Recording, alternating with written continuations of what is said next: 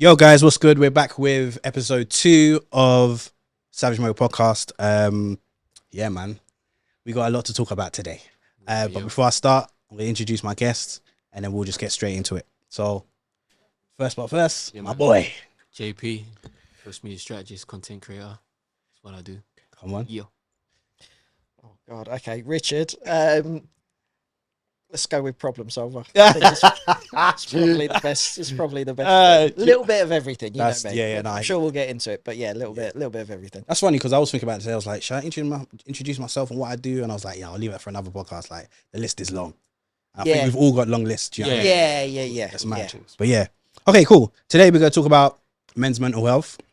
It's been something on my heart to do for ages, and I'll finally get to do it. There's going to be multiple episodes on this, so it's not going to be the only one, but I just wanted to kind of just talk about this. Today I wanted to talk about just self-awareness and understanding who you are as a man across the areas of your personal life, your business / career, and then your relationships as well. Because I think as men, self-awareness is very important. Understanding what we're doing and why we're doing what we're doing is very important. I want to have that discussion with you guys today. So first of all, before we get into anything, I just wanted to do something a little bit different. Ask you guys, on a scale of 1 to 10, 10 being really good, 1 being really bad, how are you emotionally, mentally, and physically? That's a good question. So I'll go first if you want to just physically, I'm on 10. I'm pretty good. Been working out in the gym recently and that, so I'm feeling good. Mentally, I'm probably about maybe a 9. Only because I've been thinking about a lot of stuff leading to the second half of this year, the last quarter of the year. There's a lot of expected things and a lot of unexpected things as well that I know is definitely going to pop up. Good things. So yeah, I've just been thinking about that, processing next year, just a lot of stuff. And emotionally, I'm in a good space. Everything's cool right now. Like I can't lie, everything's good. So yeah, it's Let's come back and do one when we're all ones. Right, we're all ones. Exactly. Yeah. So yeah, that's me. Go on. Yeah, for me, physically, I'd say I'm on 10. It's been like, it's been the first 2 weeks, like it's in 2 weeks in a row, right? Where I've been on jobs, gymming early in the morning as well. And yeah, that my routine. It's really going well so far. So I'm 100% on saying cool 100% on that, which I'm really happy about. And then especially it's actually been the first time being able to do gym whilst having gigs, because usually I might have shoots early in the morning. I'm like, bro, doing gym, that's long. I'll do it when I come back or whatever, or I'll do it the next day and then go. But in Dean times round, I'm actually doing it early in the morning. Right. It's hard, right? But it can be done. Yeah, Mm. I'm seeing top man doing it, waking up It's at true. 4 and that. So can I. His face. I see The Rock doing it. Mark Wahlberg does it. Like I'm like, is it Goggins? Yeah. You got another done. Yeah. I'm like, he can't cook. Like he's on another level. He's on another level. Yeah, he's in his own league. Right. Yeah. I'm like, it can be done. It can be done. So I'm trying, and it's taken some years. I'm 2 weeks in. Okay. I want to keep it rolling. I hear you, bro. So yeah, I'm almost there. I'm not at that stage yet, bro. You're good. I want to be there, but right in this season right now, I'm like, I need to rest because I know. Yeah. So that's physical. You say mentally wasn't that one? Mental and emotional. Mentally, I'd say I'm on 7. Starting to get back to the planning where I used to do, like on a daily basis, having things planned out, set what am I doing for the day rather than from the top of the dome. And then later in the day, like, bro, I forgot. Yeah. You know what I mean? It's not easy. No. And sometimes I've got it, and bro, I need to get back to levels again. So I'd say I'm at 7 because I'm getting back to that. Okay. And then emotionally, I'd say maybe 7. Okay. Maybe it's the same thing, 7, 8 type of stuff. I have to say, I've been kind of being on point with reading my word every day. Right. And I started listening to another podcast, which is really good. I think they're called 1129 or something. All right, I'll check them out. Some brothers. It's not as good as the Farron's podcast. Of course not. Yeah. No way. Cheers, man. Thank you. Savage, bro. Yeah, we're all equals here. Nah. No, but yeah, it's been good because they're saved as well, and then they're going. It's kind of like Bible study. Cool. So it's been dope. It's been encouraging, especially they're going by the word and and bringing back to what the words are. So that's kind of helped. So that's where I'm at. So Solid. Rich? Good. Okay. Physically, I would probably say probably an 8 or a 9. Okay. Obviously, I've done like some sports stuff recently, and that's been really good. I like throwing myself into things that I don't know if I can do. But the gym's good. I'm more of an evening person than a morning person. Right. But that's probably because I haven't put the effort in you've put into being a morning person yet. It takes time. Yeah. So I would say, I'm really happy with that kind of routine and looking after myself, and that's obviously the first part, right? So, what was the next one? Sorry, mentally, I would probably say same as JP. I reckon about 7. Okay. Because I think that's better for me. I'm sure we'll get into it afterwards because I used to be very yo-yo, so I can't say middle of the road is nice. It's like controlled and it's not letting things affect you too much either way, and kind of like riding it out. And then emotionally, I would probably say an 8 or a 9 for the simple reason that, in a weird way, I feel that good because I've emotionally detached from some things that were not stressing me out, but were causing me to ride that wave, and a little bit more like, what will be will be. I will do what I need to do, and as long as I'm happy with that and I've put the effort in, the chips will fall where they fall. So, and I think that's middle of the road is a good place to be. Save constantly going up and down. Good. All right, so we're all kind of in decent spaces, which is good. And I'm sure if we have more episodes, it might be some low times. Tears might be flowing away, but that's cool. Yeah. It's cool. We'll be vulnerable with each other. Rage. I'm going rage. No, flipping tables and things. No, it's not that deep. But no. Obviously, we'll discuss these things, and it's good to the reason why I started off with that, because again, I don't think we get asked these questions a lot as men. We don't. Let's just be honest, if at all. Yeah, that's true. So I was like, you know what? Let me actually switch it up. Let me try something different and actually ask you guys physically how you are. And we're going to break it up today. We're going to talk about the personal side, the business side / career, and then obviously the relationship as well. So we start off with just the personal. Another thing that to bring self-awareness to is knowing your purpose. So if you was to say in a sentence, what would your purpose be? If you know what it is, or there is no right or wrong answer. I'm just, because there's a lot of guys that, depending on where they are in life, some of them might know what it is, some of them don't. So it's good to, again, discuss these things that we don't discuss a lot as men publicly. And just to start, go on. I think it's okay to not know, not realize what your purpose is yet, or have it figured out fully. 100%. By a certain age. But for time, it's been a set of by the time you're 30, you should be married. Right. Exactly. So that we look at the top entrepreneurs and that mid-40s, 50s. Yeah. So it's an encouragement to say you got time. 100%. Agree with that. No, that's fine. It's a hard one. I think you and I have obviously talked before on this stuff, and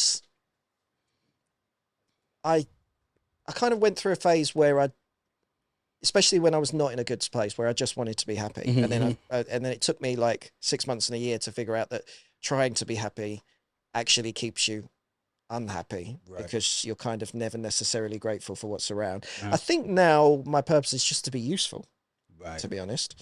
And that kind of ties in with some of the stuff that I do and all that kind of stuff, and I get joy out of seeing other people happy, and if I can kind of facilitate that in some way, then that gives me like that buzz inside. And that was the same when I was corporate and I managed people. I love to see people do well.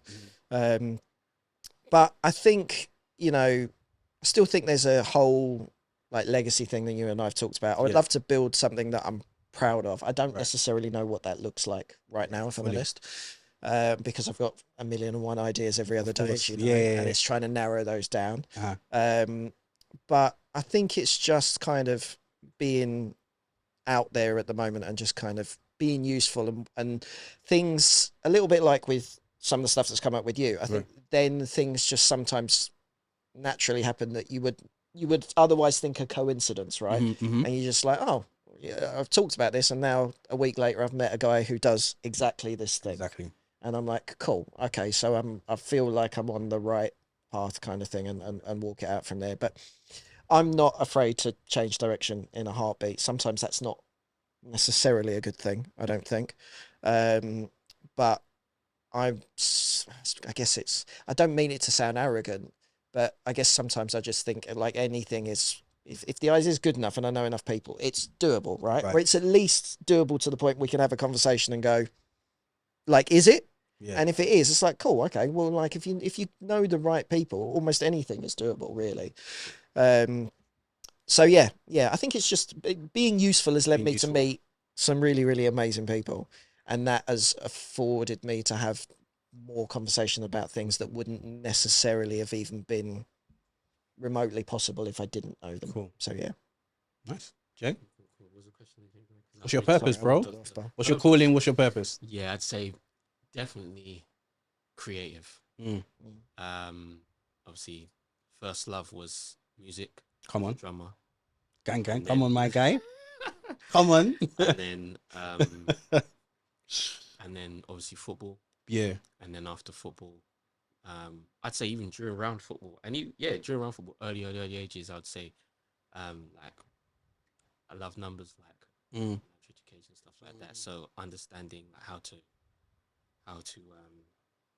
build financial wealth and stuff like that. So kind of looking into how I am as a creative, how I can build that. And then obviously going into now being a creator, and into social media as a social media strategist and a content creator.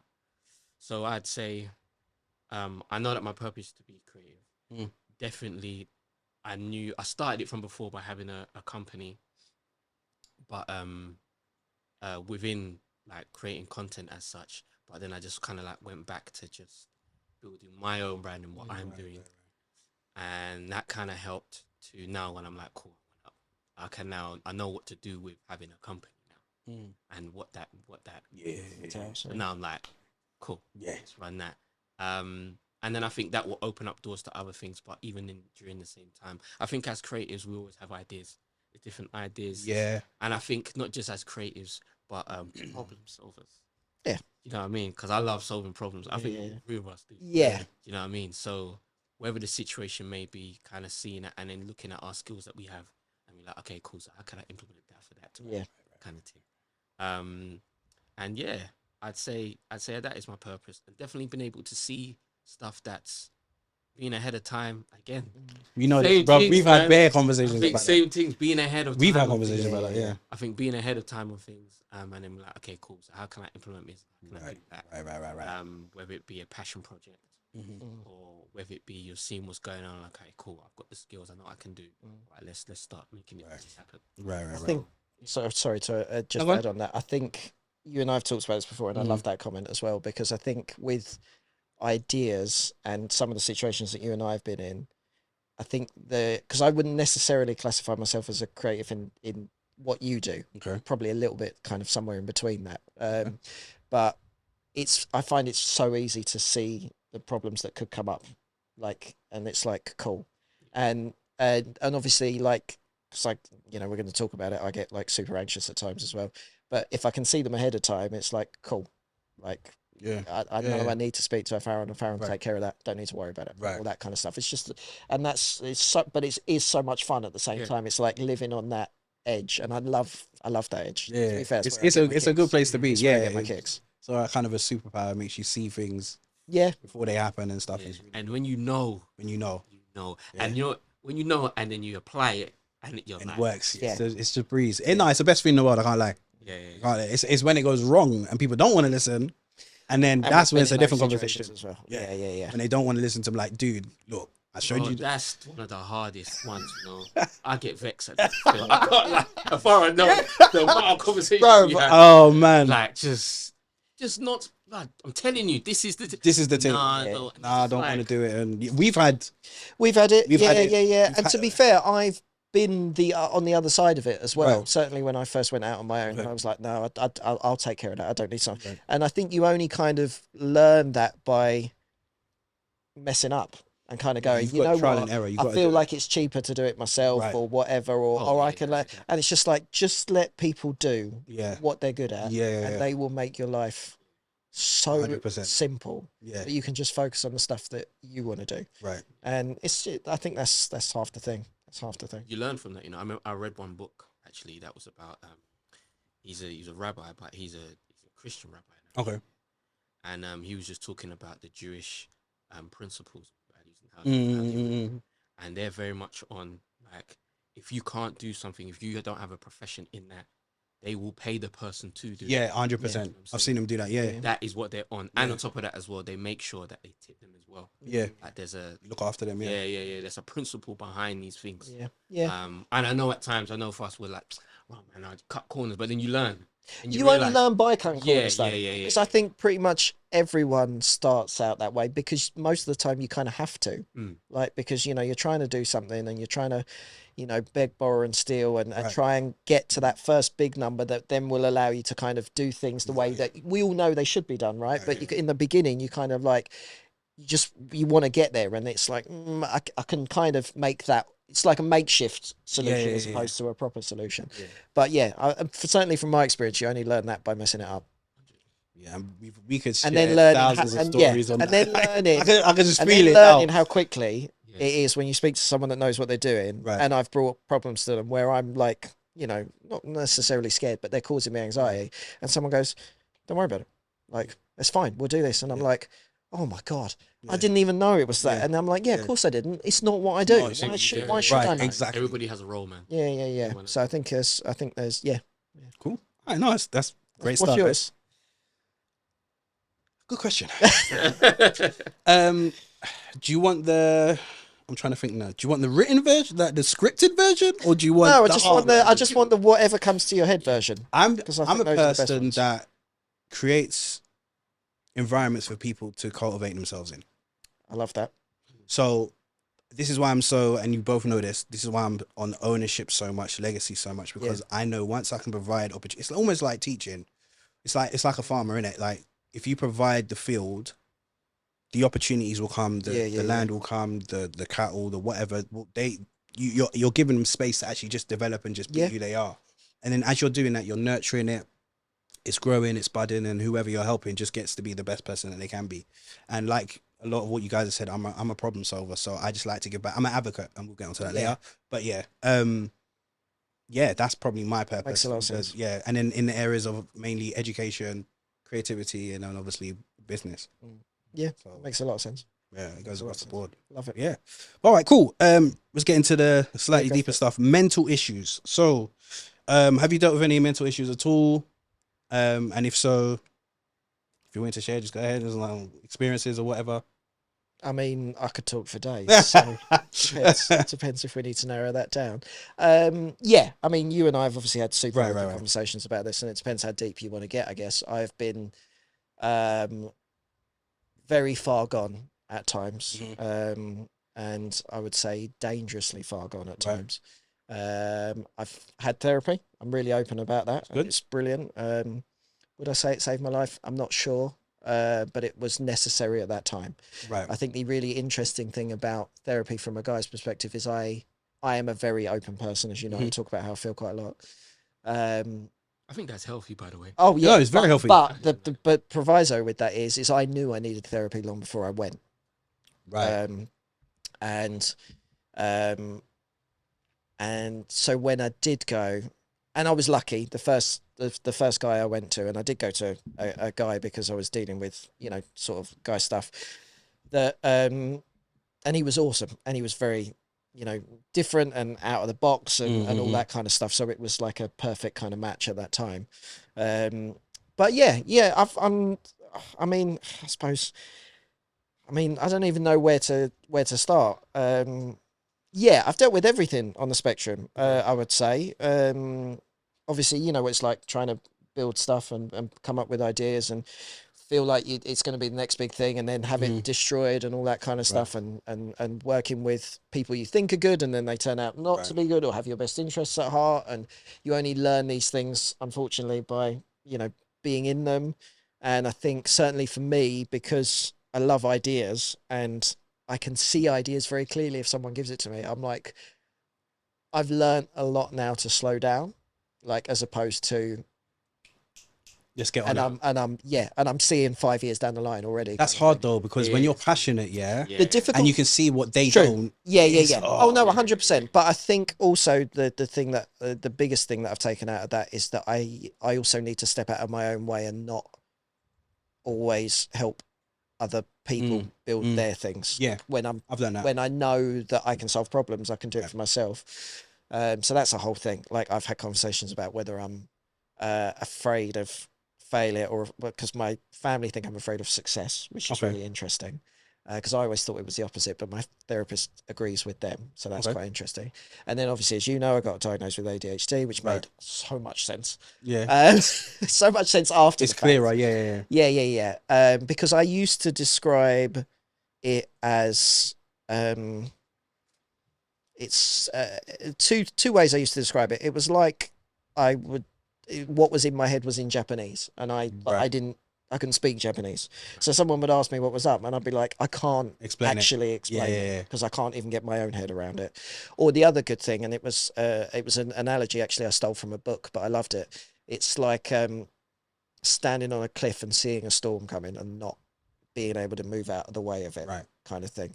And those are kind of the days when it's come. And it took me a long time to learn to put like things in place, like the gym and all that kind of stuff to kind of, you need routine to look after yourself. But at the same time, you have shit that goes on in life. Obviously, relationships end, and you have bereavements, and businesses don't work, and ideas don't work, and all that kind of stuff. So sometimes it's just like obviously being hit by a wave. And to be fair, at the beginning, I just went to the gym, but it was really, I was putting essentially a plaster on a gunshot wound and not taking the bullet out of the wound, kind of thing. So it worked for a while, and it did work for a while. But if I didn't go, it was like if I didn't take that drug, I would be immediately back to where I was. So you kind of have to, I learned that you needed to have other things around it to kind of support it. And obviously diet as well, like junk food for me, as much as I do love a Mackie D's. It does have, I noticeably have an effect on how my mental health is, like a couple of days after, especially if I don't, because obviously it doesn't necessarily make me want to go gym because it's lethargic and it's great. And it's so easy to slide back into that kind of thing. Yeah. So I've just been trying to get on this place where I can stay, I'm not riding a wave. Or if I am riding a wave, you kind of have this like surfer mentality, which is just like enjoy it, knowing that it's not going to last, but there'll be another one. Whereas before, I would probably say that emotionally I was very yo-yo-ish, which was, obviously incredibly difficult for people around me. I didn't enjoy it, but it was all I ever knew. I didn't know how to be different. Yeah. That's a short version. Okay. That's interesting. And thank you for sharing that, by the way, because I know a lot of people. It's a lot more than that. I know. But we've talked. I know that, but it's like, Because I think, again, we don't know who's gonna be watching this, so there could be men go through the same thing, and if they've never even thought to be, you know what, let me go check to see if I am diagnosed, as whatever the case is. Yeah, I mean, I didn't go to check to be diagnosed. I've had two therapists, and then someone suggested hypnotherapy to me, and I thought, you know what, I'll have a go at that. And it was actually her that put me onto that said that I might be, because I have been called. I've had people that thought I was bipolar, which again kind of makes sense, and I had people that thought I was a sociopath, which I wasn't necessarily super unhappy about at times, because obviously, generally speaking, you're very driven, right? But sociopaths have no emotion, which obviously is not me, right? I'm at the complete, whenever I've done like tests and stuff, my empathy is like off the scale. And she was the first person that had suggested it, so I went and had like a test done, and I was like, nah, I don't think I am, but let's kind of just do it. And I finished the thing, and she was like, I knew within like 5 minutes. And I was like, you sure? She's like, yeah. And then I read a book, and I was like, makes sense. I was like, and also the amount of people I hang around with. Okay, cool. That have it. And I don't have it to the point, I've got friends that have it that are medicated, that are kind of on that scale.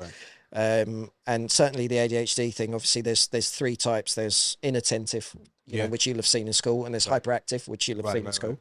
And because I love everything, I've got a bit of both. Like, so, which also makes perfect sense. Like, and you've seen it, I think, when we went to that networking event, my brain after we finished that and we talked, it just switched on. And I was like, I'm a very sociable person, right? But I was like, I've got to go. Yeah. Because my brain is on now. I need to sit down and I need to write. Offload. Yeah.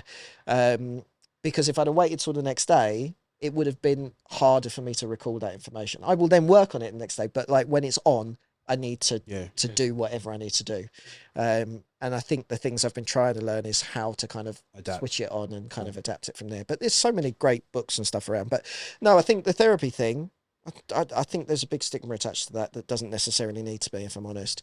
And I think that's kind of the reason why I talk about it. Cool. I think it's the way I always put it to people when they're like, I've had people say it's weak and all that kind of stuff. And my thing is, I'll always go, have you ever had a PT? And people will go, yeah. And I'm like, cool. So if you've had a PT to tell you how to get your body into shape, what's the difference between having someone tell you how to get your mind into shape? It's exactly the same thing, right? Like I go to the gym when I start out, I get a PT. I've got no idea what I'm doing, right? And I need help to figure out what I need to do to hit my goals. How is that any different to talking to a therapist? How is it any different to going to a doctor? True. And it's not. It's the same principle. Right. And it's just, I think it's that whole kind of vulnerability thing, though. Cool. And to be fair, it might have been so much different, right? If I didn't meet the first therapist I did, and if I didn't get along with him the way I did, I do think I was probably quite fortunate. Right. Then it could have been drastically different. Right. You know, if my first experience of that had been not the experience I had, I might not have gone back. Like, so I do think sometimes I was a little bit lucky. I found the right person at the right time. But that tends to happen with me in various walks of life. Right. So, yeah. Anyway, sorry. Carry on. That's good. That was mad interesting. Jay? Dude, I can talk for days. So what is it? Have you dealt with any mental issues in your personal life at all? Yeah. Yes, and I feel like when these things did come up, I had people in my life that actually did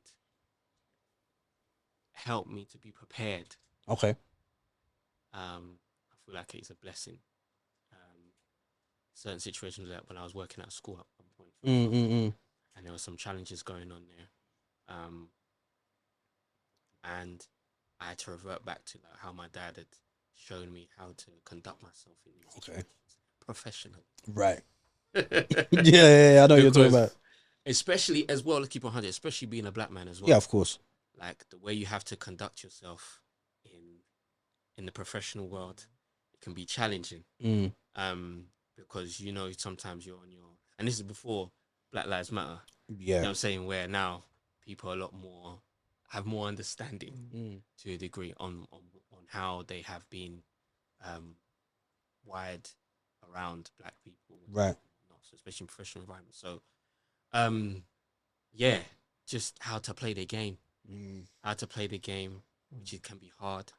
But understanding the end goal of it.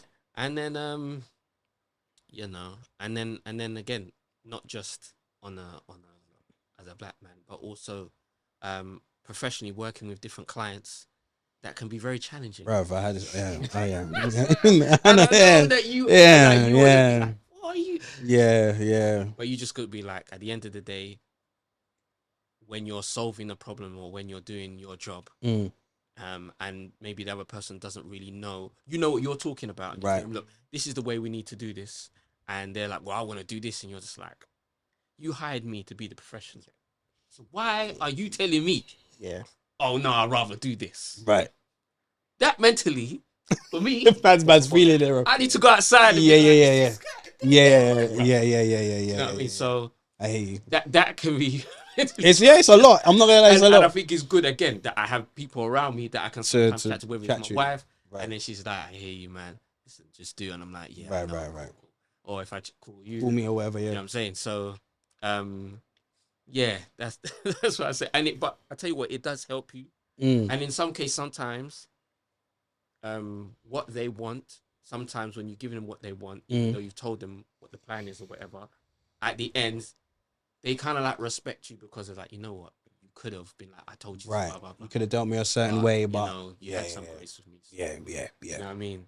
And that's where just being graceful in a professional environment and being it's challenging. But when you at the end, you're like, you know what, it's a good thing, you know that, you know, obviously as human beings, especially if you know already, you're like, you wanna kind of like go on 100. React, yeah. But you know already straight away, I can't do that. I can't do that. But you do need an outlet to go and right.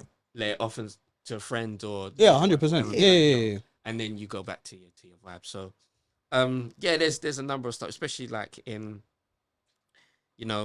football as well. Things don't go your way, same type of vibe. But I think going through these stages has kind of helped to know what to do and how to, and which leads on to my next question. Is like, how do you guys? Perfect. That's perfect. Okay, cool. Like, how do you guys? Or what do you do to kind of keep your mental health stable? So when you know you're going to a certain place, what are the things? It could be a list of 5 things, whatever. What are the things that you do to kind of keep yourself solid? If you know, like, you know what, this person's triggered me, or today I feel a bit off, or whatever. For me, prayer. Yeah.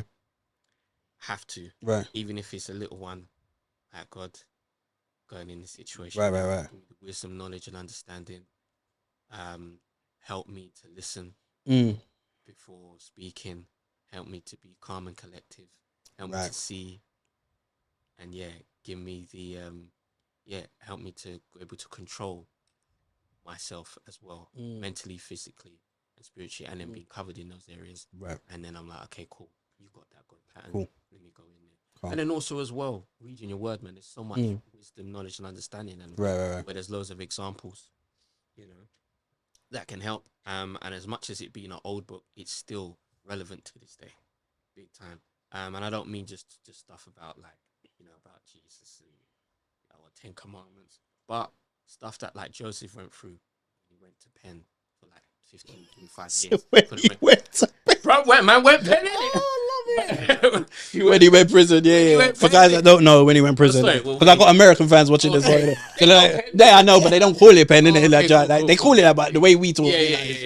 Yeah, like he went to jail and that and thing, and you got there's other stories in there, like David, what he went through, Solomon, and understanding, and then his nonsense as well. You can just learn from people. I like to learn from people, experiences, and being able to see where they went wrong and be like, okay, cool, I'm not going to copy that. I'm going to try and do that. Sometimes you forget, but that's why the book is so great, because when you read it over and over again, you learn something new all the time. So I'd say those are the things that keep me calm. I'm saying, and then having people to talk to as well, and they keep me there. Calm. Yeah, I think for myself, it's mainly like that too. Everything you just said. I think on the physical side of things, definitely going for walks, clearing my head is a big one.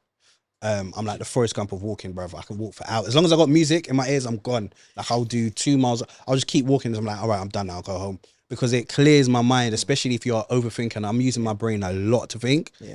As much as I'm not a blue collar guy, like lifting stuff or whatever, so you're not using your muscle. I'm using my brain a lot.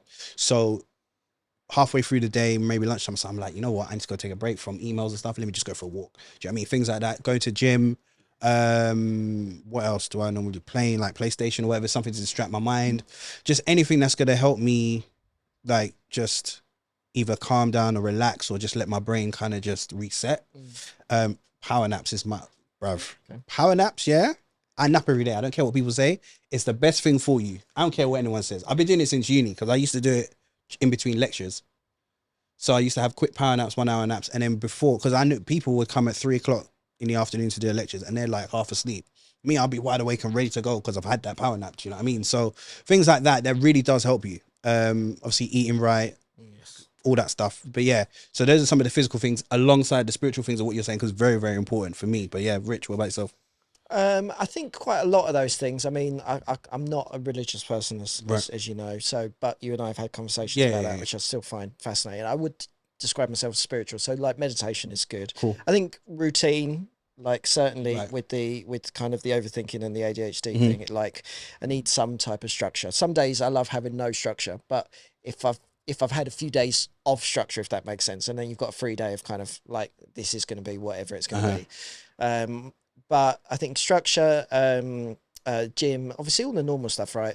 Eating healthy is a big one, certainly. I love learning from other people as well. So I don't read as much as I should, but like whether it's you and I sending clips and all that kind of stuff, videos, all that kind of stuff. Sometimes it's, I don't know if it's just the way I am or kind of the ADHD thing, but like sometimes 30-second or a minute clip is enough. I don't necessarily always want to sit down and listen to an hour and a half kind of thing, or I will, but I'll stop and start while I'm doing other stuff. Music is another one. I do find, certainly for me, if I'm not feeling great and I choose to listen to music that is of that type of mood, I'm like, what am I doing to myself? Right. Like, because like I know it's kind of playing on how I feel. So I think music is a big thing. And yeah, I'm an advocate for therapy and talking. I probably don't do it as much as I should. Right. I don't do therapy anymore because I don't feel like I need it. It doesn't mean I wouldn't feel like I would go back if I needed it. You're just not in that space at the moment. No, because as you said, you build up the tools that kind of allow you to do that. And that's the whole purpose of it as well. And certainly the good therapists I've had have gone, you don't need to be here anymore. Which was also one of my big fears at the beginning, because I'm like, it's in your financial interest, right, to help me for as long as possible, right?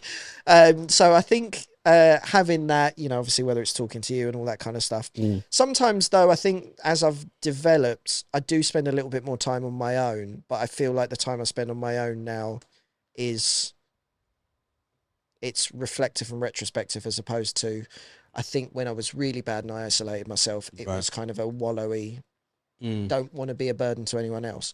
Whereas now, sometimes I think I need to try and figure something out before I speak to someone else about it. Because a lot of how I figure stuff out is just organically. Like, that's why I love therapy. Sometimes I'll talk and I can't necessarily sit there and go, why does this make me feel like this? But once I get going, I'll just start connecting the dots. So I think talking is a great one, although I'm trying to do as much of that retrospectively, or introspectively rather. Meditation, definitely. Obviously, you know, I love hiking and all that kind of stuff. So I'm big into that. I love it makes a lot of your problems feel massively insignificant. Right. When like you're in the middle of a forest, it's just you, or you're even just sometimes looking at like the night sky. The night sky weather. Those things help. I am so insignificant. Yeah. And this tiny little thing I'm worried about all the time. I've put so much emotion attached to doesn't mean anything. Mean anything. And it's taken me a long time to realise that a lot of the stress I have is me attaching value to things. Or other people might have done me wrong or something, but I'm the one that's still attaching value to that. It's like, I know what needs to be done. Yeah. Deal with that now, rather than what I used to be, which is just not let go of anything. Right. And that was not fun. Cool. Nice. All right, we're going to move on to some of I gave these guys homework. Yeah. I gave these guys homework and quizzes and that. So we're going to talk about attachment style theory. I actually did it. So. Huh? Unlike school, I actually did it. Well. So yeah. Yeah, exactly. Attachment style theory. So for those that don't know, this theory suggests that infants and young children have an innate drive to seek proximity to their primary caregivers for safety and security, and that the quality of the early attachment can have long-lasting effects on social and emotional development. So that's a theorist by John Bowlby, I think it was, and started in the 1900s. So it's relatively new. Like, I think it was 1920s or something like that it started. And there's 4 different types of attachment styles that kind of describe how you are, obviously, from when you're young and your attachment with your parents and how it affects you leading up. So I'm just quickly say what they are, and then we'll go through everyone's answers as well. So the first one is secure. So if you have a secure attachment style, it means you're healthy. You have a healthy communication style. You're able to ask for help when needed, and you can self-regulate your emotions. If you're anxious, you tend to be, I've got here, this is not mine, this is the stats, bruv. Clinginess, fear of abandonment, and needs consistent reassurance. The third is avoidant, which is difficulty expressing emotions, tend to emotionally withdraw from others, and unwilling to ask for help. And then there's just disorganized, which is incorporates characteristics of anxious and avoidant, fear of rejection, and difficulty with intimacy and low self-worth. So those are the 4 versions. I done my test. Should I go first, or you want to go first? No. I'll go first. So I done mine. I've done it multiple times actually, and I came out with secure, which I was kind of not surprised, but at the same time, it varies for me, because I feel like you can be secure in as a primary, but you might be anxious with someone else. Does that make sense? Yep. So, but overall, if your primary thing with everybody generally is to be that one thing, mine came out secure. And also as well, disclaimer, just because you may not be secure, it doesn't mean you can't be. You can actually make improvements to get to, everyone should be making improvements. So once these, I'm just saying, obviously, just because you are something, it doesn't mean you're like that forever. Yeah? Yeah. So mine was secure. What did you guys get? Yeah, for the Attachment theory. Yeah, my one was secure as well. Okay, cool. Yeah. Okay. Safe. Oh, wicked. All right, so we're all healthy men here. That's good. That's a good start. That's a good start. I didn't read the definitions of the other ones, and actually, what I think is quite fascinating is that I know I've been all of them. Right. At some point. 100%. Yeah. And I actually think the period of time that my mental health was like awful from was probably like 2018 to like 20. Well, let's say like the big part of the journey's then till now. And I think I've been every single one of those. Right. But like having not read any of the definitions, literally just read the secure one when you read it, it does, I'm happy with it. It slightly surprised me because I still think self-regulation is something that I'm working on. Right. But yeah, it's also interesting because it ties in with probably like the steps that I feel like I've gone from like awful to a bit better, kind of like that. But yeah, really fascinating. Great, they're all good. When I was going through it, I realized I was going to be secure. Yeah. Because I went through that as well. The questions, I was like, yeah. But it also brought more of an understanding of like with family as well. And I was like, because I always knew. Again, I'm always interested in understanding things, especially about human beings and families, and then especially working at schools. I worked at SEN school, therapeutic school, and behavioral school. Oh. So that kind of brought more understanding, psychology, why people act certain ways. Yeah. And really and truly, it's not really their fault. No, you're a victim of your environment. Yeah. So from understanding a lot more in that, and then taking this, I'm like, okay, yeah, I know I'm gonna be. Because of that, and it brings more understanding, and also as well as a role as a parent, then you realize how important your role is bringing up kids into this world. Yeah, I can imagine. You know? And how that will give them a head start. Yeah. And there's just like as you said, you might not be there, but you can still get there. Yeah. 2 steps anyway. So yeah. Yeah. Honestly, like that's why I smiled when you said them. I was like, oh my god. I was like, yeah, I've been every single one of those. Certainly when I was darkest, and it was like. Depends how dark you want this conversation to go, but it was really, really dark. Yeah. And yeah, I didn't give a shit about myself. Right. I literally thought I was worthless. Right. So to kind of see how that's gone, and that's kind of like, obviously I don't necessarily always attach a huge amount of emphasis to these things, but I've done personality tests before and they're scarily accurate. Oh yeah. Yeah, we're going to talk about that today as well. Because you already know how I feel about it. Yeah. But, no, it's quite heartwarming in a lot of ways to kind of know that. How do you think it relates to, now you know, or you may have known in the past, how do you think that relates to working with other people? Because you'd be surprised with the whole mental health awareness coming out. There's a lot of people that are anxious. A lot of people that have anxious attachment styles. Yeah, I think there are. And I think it's what's the right way to put this? I think when I was in those styles, you tend to attract people that are also in those styles, and you kind of become enablers to one another. Right. I think once I was in the secure, and I don't know when this happened, but like you put up not boundaries in the sense of I'm not dealing with that, but like even if it's like an invisible my own boundary, right? And I'm like, cool, but like I can have a conversation about something, and then I can like detach from it, which I never used to be able to do. I used to love helping people and listen to all their problems and stuff. But I never used to not be able to take on the emotion that was attached to those problems. So someone wanted to talk about, yeah. So I'd want someone to feel great, but I would feel shit afterwards, right? Like because I genuinely care about people, right? Which is not a bad thing, but it's like that. You've probably seen it on Instagram. Have you seen that? It's like a cartoon with a well, it's not a stick man, but he's a draw man. And he's basically empty, and then he's like going up to people, he's helping them, and he hugs them or he talks to them, and he slowly fills up. Yeah, and it's that if you don't deal with that, you're useless, like to yourself, kind of thing. But I think more often than not, the reason that I was anxious at that time is because it was so much easier to fix other people than it was to fix myself. So much easier. But yeah, I do think you tend to attract those types of what you're in at the time, right? Because it's in a weird way, it's seeking comfort. Certainly when I was like really, really dark, and you kind of want to know you're not the only one, because it's very, very easy to feel like you are the only one that feels like this, and no one will understand it. No one can understand it, and that you're a burden to other people if you express it. And you realize that's why, certainly as guys, we should talk about it more, because more of us feel like it or have felt like it, and may feel like it again. Than we realise. But actually, it's like old adages, problem, what is it? A problem solved, a problem halved is a problem solved. And I know what you mean. But yeah, I think it's harder at the beginning, as you say. You want help, but you don't know how to ask for it, or you don't feel like you deserve it. Certainly, I didn't feel like I deserved it. And then I felt like I needed it, but I didn't want to be a burden. Right. And then you kind of got to go. Yeah. And no one can really get you to that point apart from yourself. Right.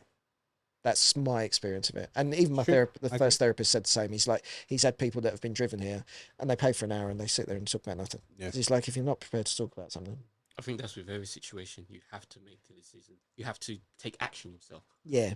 It's the same as, I guess, like, alcoholics or drug until you kind of go, cool.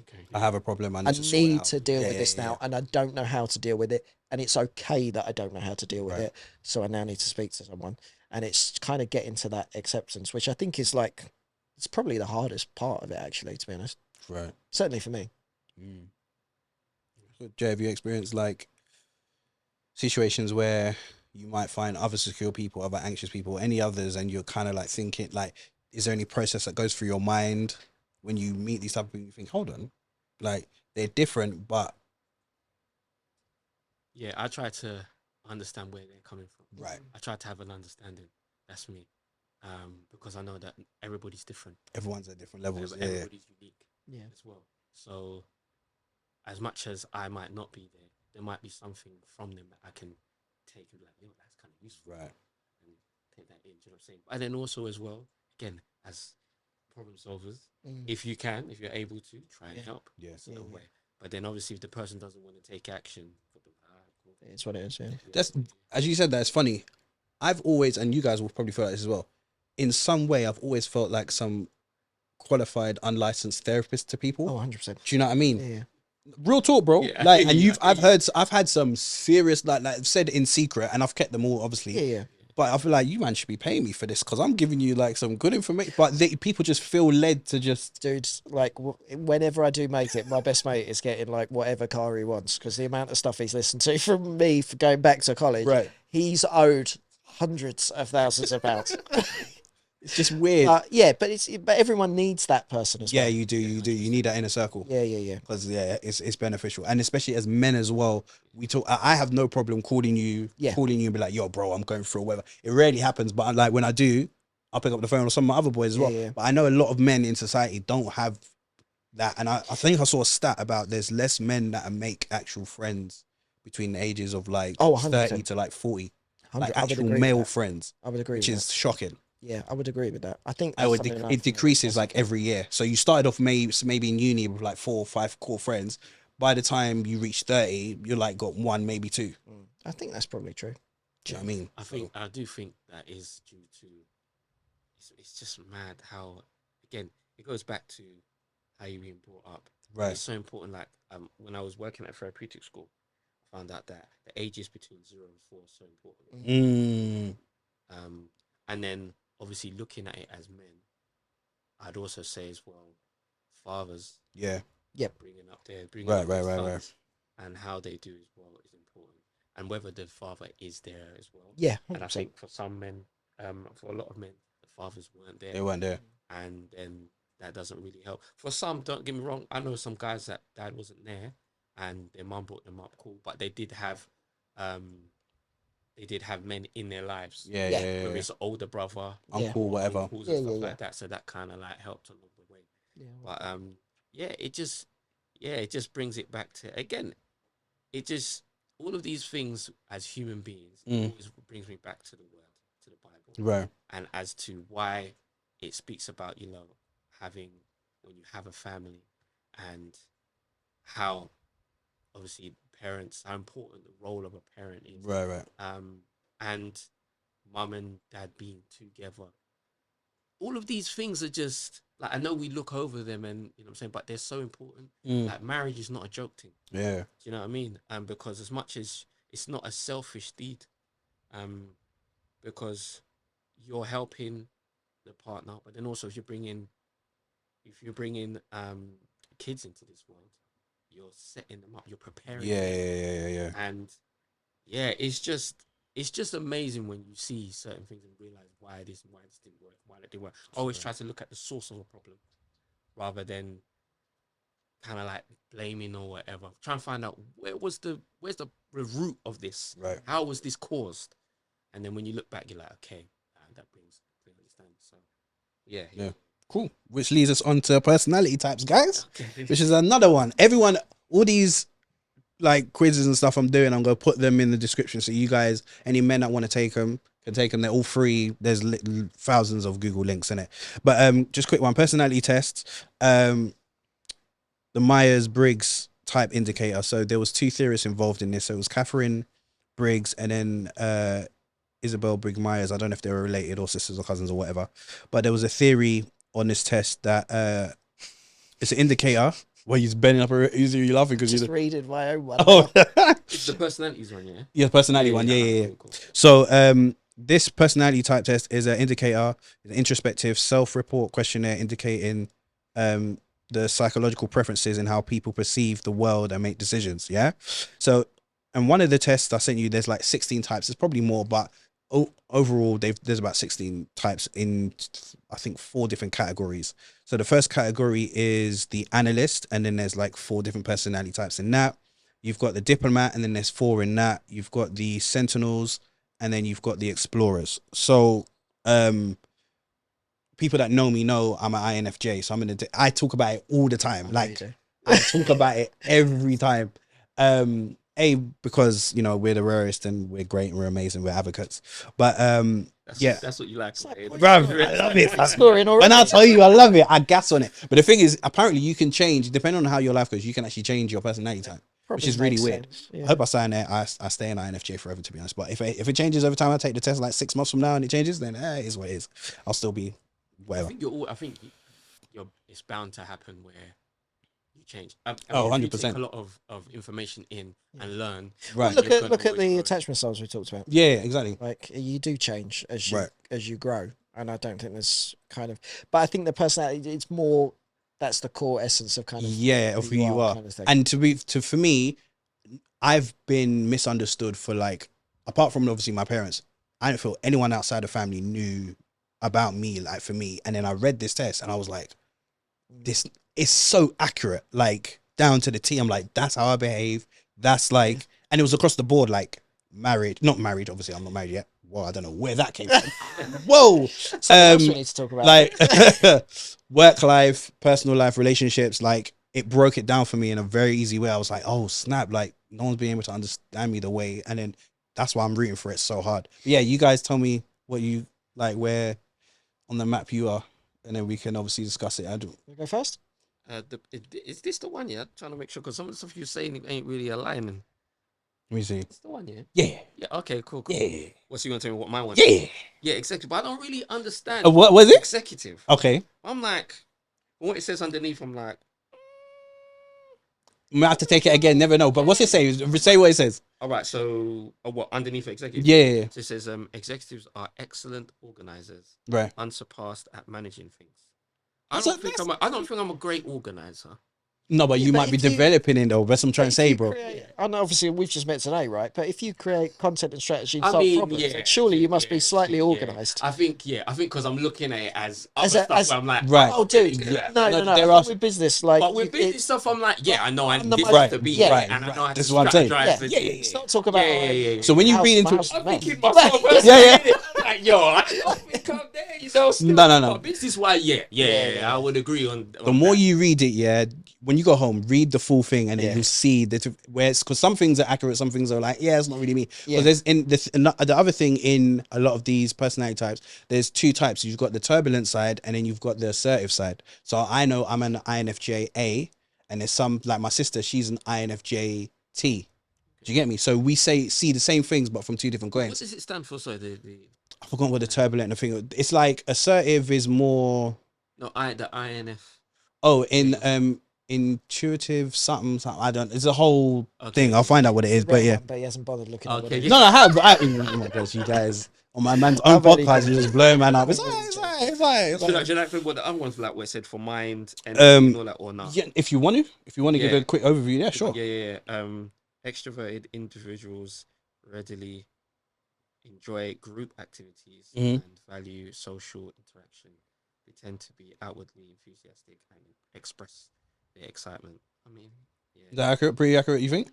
Yeah, but a lot of them, it's like, well, this one was very. I would say that I'm not introverted. Okay, cool. I'm on. You're extrovert. Yeah, you want it. Yeah. And then energy was observant. I said observant individuals are pragmatic and down to earth. They tend to have a strong focus on what is happening or very likely to happen. Okay, cool. Yeah, and then nature thinking individuals focus on objectivity and rationality, often dismissing emotions in favor of logic. They tend to see effectiveness as more important. Yeah, that sounds like you, bro. I know you went after that. That's you. Yeah, straight. Yeah. I know that's you, bro. I get it like that. And then judging. Oh, tactics is judging over perspective. Right. So judge individuals are decisive, thorough, and highly organized. They value clarity, predictability, and closure, preferring structure and planning to respond to Yeah, it's you, bro. Yeah, I like that's you, bro. Yeah, that's me. Yeah. You have to go home and study that, bro. Yeah. That's you, Rich. Again, I did the test, but I didn't read any of them until now, which is kind of like nice and heartwarming. I got campaigner. Okay. Okay. Which is really interesting, actually. Campaigners are true free spirits, outgoing, open-hearted and open-minded, lively, upbeat approach to life, stand out in a crowd, but even though they can be life of the party, campaigners don't just care about having a good time. Personality types run deep, as does their longing for meaningful emotional connections with other people, which I think is pretty accurate, to be honest. And then I've got to admit, I'm pretty happy with the conclusion. Okay. Okay. Few personality types are as creative and charismatic. That's true. Known for idealism, which I think is probably true, and enthusiasm. Excel at dealing with unexpected challenges and brightening the lives of others around them. And I love, well, we talked about this, and I love problems and I love people. So that probably makes quite a bit of sense. So do you think now, knowing the things that you know about that, it's kind of giving you a better perspective on just life in general? Like how, like you're added to what we talked about, your purpose at the beginning? It feels a little bit more comforting. Okay. I mean, I should read the rest of these. I mean, the career thing is... It sounds like something I would say. Yeah. Yeah, it says, maybe I could fly helicopters and be an oceanographer who also writes music and cooks. That's you, bro.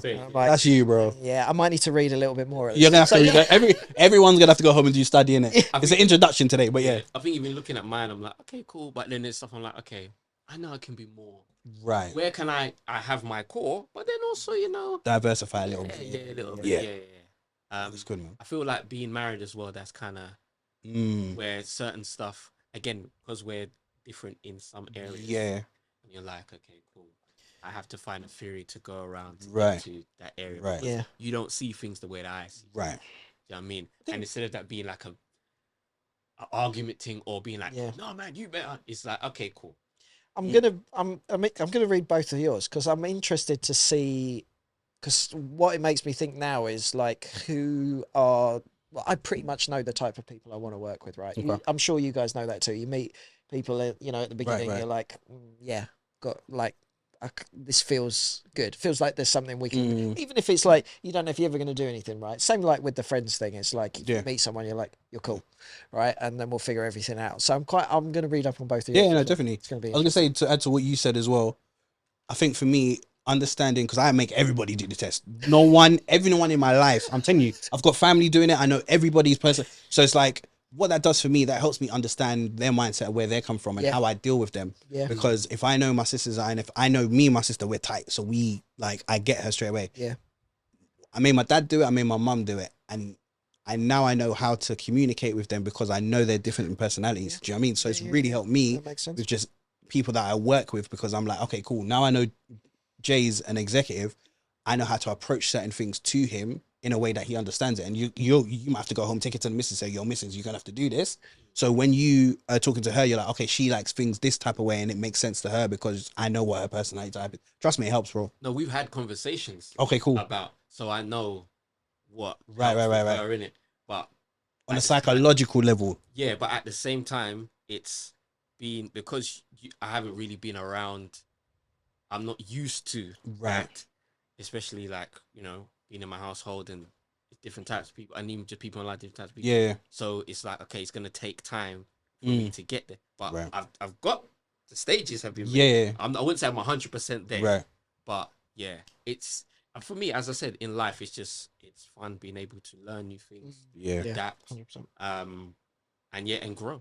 Yeah, so, yeah. I like that. No, that's good, man.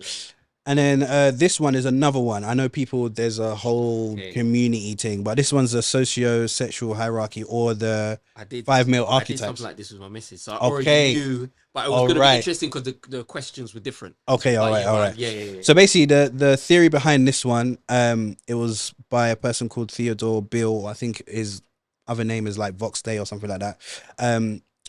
The 5 male archetypes is a system that classifies men based on their social standing among other men and their ability to attract women. So there's 5 types in particular. So the first one is alpha. And everyone knows what the alpha male is, but alphas, I'll read it here. Alphas are confident, dominant, charismatic, and natural leaders. You've got the sigma, the introverted alpha. So sigmas are confident lone wolves who don't seek social attention. But they're very confident, highly attractive to women, and mysterious and charismatic. You've got the beta, which are the followers of the alpha. The delta, which is the average normal guy. It says here, they're hard workers who lack drive and ambition and struggle with attracting women. They are society's worker drones who don't believe in self-improvement. You've got the gamma. Apparently they're the unattractive, bitter, introspective person. You missed Omega. And Omega's last. Oh, Omega's last. Yeah. Nice one. Because you know, I'm going through the yeah. So Omegas are the polar opposites of alphas. So Omegas are social outcasts, mostly nerds. They're needy, clingy, avoided by everyone, mainly women or whatever. So those are the 2 things that, like, they're mainly based on attraction of how you are with women, and then also how you stand in society.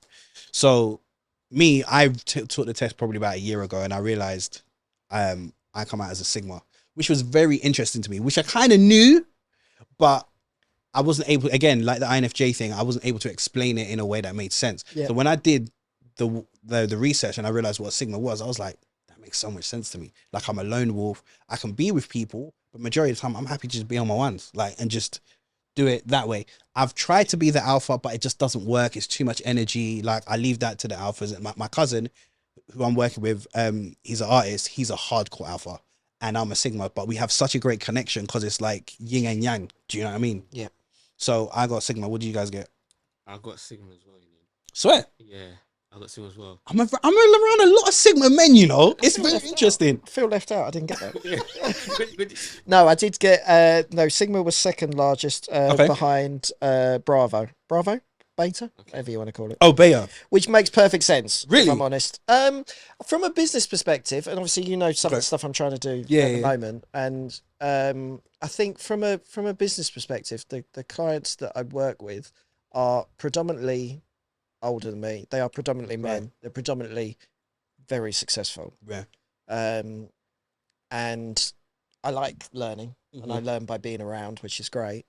But also, obviously, you know me, I sort of build trust and everything pretty quickly, and I can solve lots of problems. And I think a lot of those guys appreciate that, because I just say it kind of like it is, right? And I get to learn things that I guess I would otherwise have to study for or like reading a book, whereas I can just ask someone who's already where I kind of want to be. So it's kind of mutually beneficial for me. Obviously, I get to do what I like to do, which is solve problems, but I get to be around people that I can learn from and that can potentially open doors for me and all that kind of stuff as well. And so that kind of makes sense. And the Sigma thing to a certain degree makes sense as well. I don't think, again, the alpha thing, I'm not sure. I don't know. I don't know if I don't know if I'd ever consider myself that. I've always preferred to have been different. Right. Not necessarily by choice, if that makes sense. Like I've never kind of gone out of my way, but like I like being different. Yeah. And if that puts me in whatever category, I'm pretty chill with that, to be honest.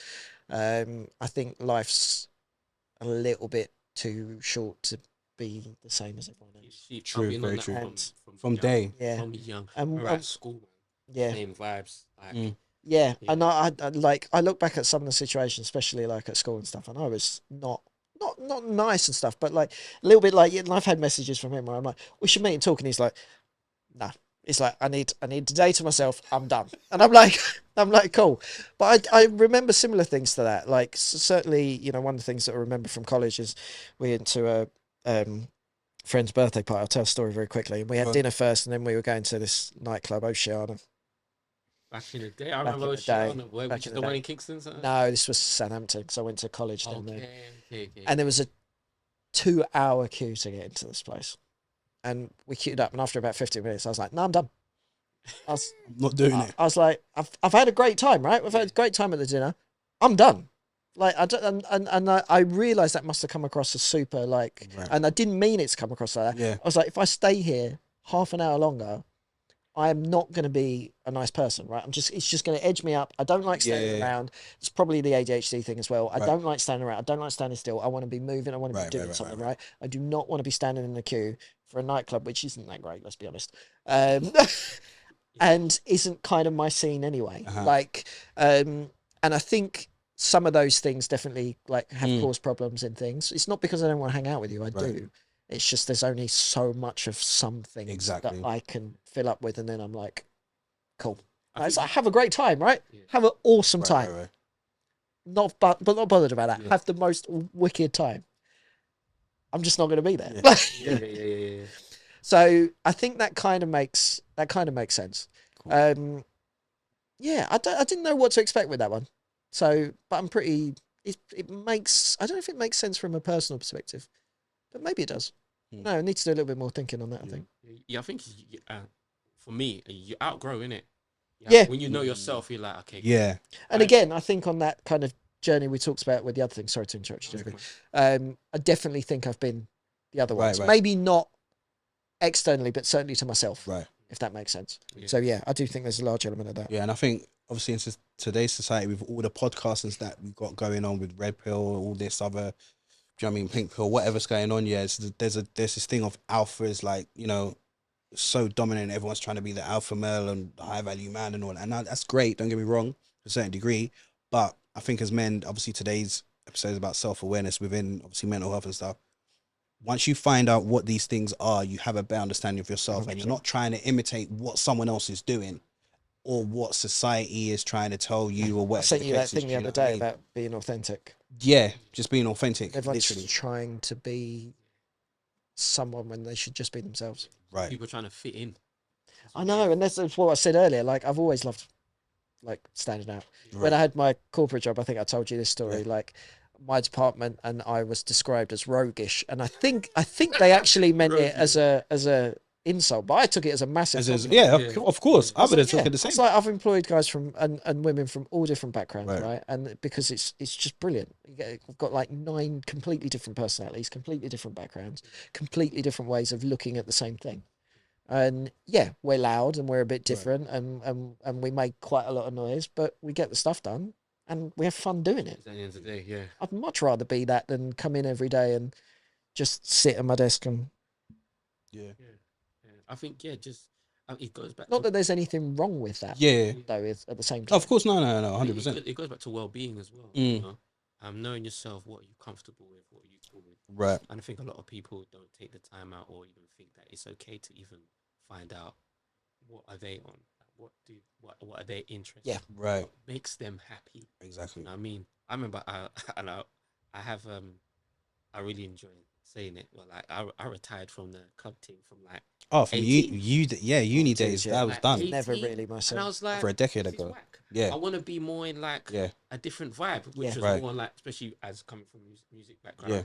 I wanted to be more in that space, like Right. you know, your Troy bars and Yeah.